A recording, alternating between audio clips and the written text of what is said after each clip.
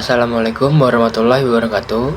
Perkenalkan, nama saya Muhammad Fadi Azaki, NPM saya 24010700025.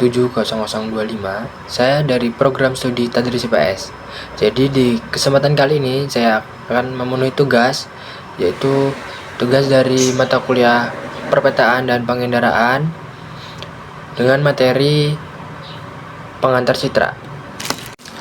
Jadi pengertian citra sendiri itu adalah representasi visual dari suatu objek, adegan, atau fenomena yang ditangkap melalui sistem optik seperti mata, kamera, sensor, atau alat lainnya, dan kemudian disimpan dalam bentuk analog atau maupun digital.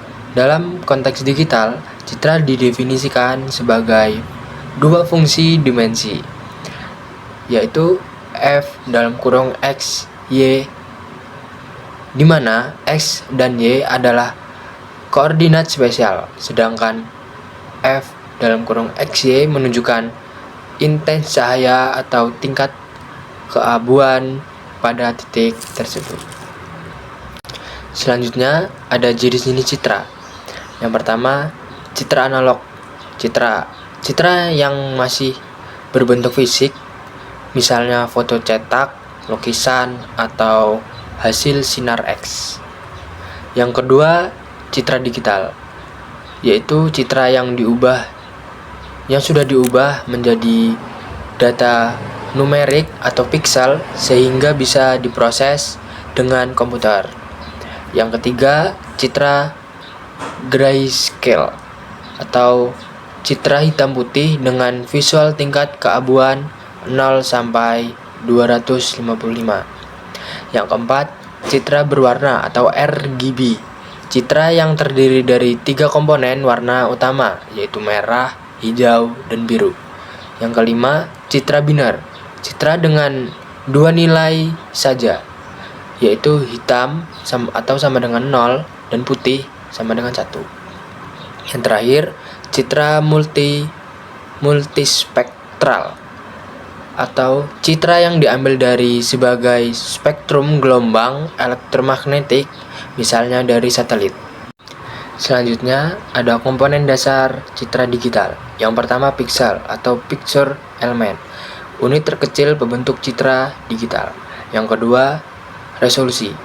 Banyak piksel dalam citra menentukan detail gambar. Yang ketiga, tingkat keabuan atau warna. Nilai intensitas piksel bisa grayscale atau RGB. Yang keempat, dimensi. Ukuran citra misalnya itu 640 x 480 piksel. Yang kelima, format citra, yaitu penyampaian data seperti JPEG, PNG, BMP, atau TIFF. Selanjutnya ada proses pembentukan citra. Yang pertama, akuisisi atau capture, penangkapan citra dari kamera, scanner, atau sensor. Yang kedua ada sampling, yaitu proses mengubah gambar kontinu menjadi grade pixel discrete. Yang ketiga yaitu kuantisasi, memberikan nilai digital atau angka pada intensitas setiap piksel.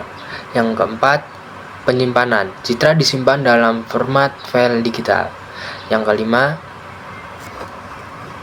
yaitu contohnya kamera HP menangkap gambar, lalu sensor mengubah cahaya menjadi sinyal yang diproses lalu disimpan menjadi file JPG atau PNG. Berikutnya, manfaat dan penerapan citra. Pengolahan citra banyak digunakan dalam berbagai bidang seperti yang pertama, kesehatan. CT atau scan, MRI, ronsen untuk diagnosis penyakit. Yang kedua, kejahatan atau forensik, identifikasi wajah dan sidik jari. Yang ketiga, transportasi, yaitu seperti sistem kamera CCTV dan pengenalan plat motor. Yang keempat, pertanian. Citra satelit untuk memantau lahan, hama, dan kesuburan tanah. Yang kelima, ada industri kreatif. Seperti fotografis, film, desain grafis, dan editing gambar.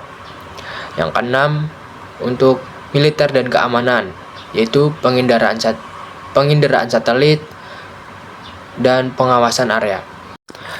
Selanjutnya itu ada tantangan dalam pengolahan citra. Meskipun banyak manfaatnya, ada beberapa tantangan antara lain. Yang pertama, kualitas citra rendah, yaitu seperti gambar buram, noise, atau resolusi kecil. Yang kedua, data besar. Citra yang beresolusi tinggi memerlukan penyimpanan yang besar. Yang ketiga, kompleksitas komputasi, membutuhkan perangkat keras dan algoritma cepat. Yang keempat, kesalahan interpretasi. Citra bisa menipu jika tidak dianalisis dengan benar. Yang kelima, keamanan data. Manipulasi citra atau deepfake editing bisa disalahgunakan. Jadi, kesimpulan pada materi ini adalah citra adalah representasi visual suatu objek yang dapat berbentuk analog maupun digital. Citra digital dibangun oleh piksel dengan komponen dasar seperti resolusi, tingkat keabuan atau warna, dan format penyimpanan. Proses pembentukannya melalui akuisisi, sampling, kuantisasi, dan penyimpanan. Jenis citra sangat beragam, dari grayscale, binar, RGB, hingga multispektral.